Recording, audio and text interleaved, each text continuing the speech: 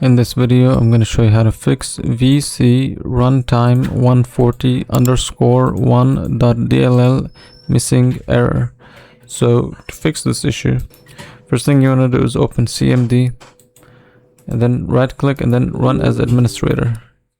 Here there's two commands you can write down. So first one, DISM online cleanup image restore health, and then press enter. Then the second command, sfc/scan now, and once this done scanning, try restarting your computer and see if you're still having the issue.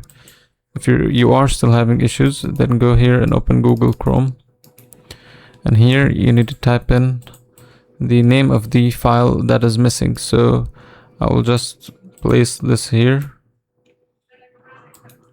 VC runtime 140_, and then you would type download.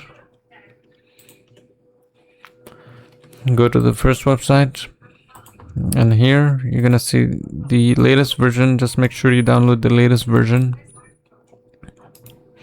So once the folder is done downloading, you can just open it from here. So open the downloaded folder and just extract it. Then you want to place this here. Now open this PC and then C drive.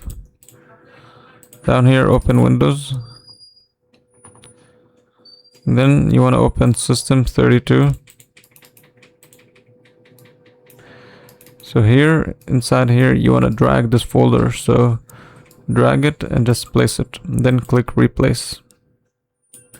Leave and then go to syswow64.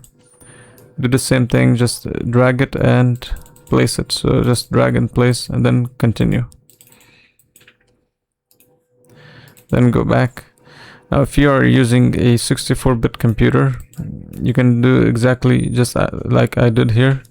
You can check what type of computer you're using. If you go here and go to properties, here you'll see 64-bit or 32-bit.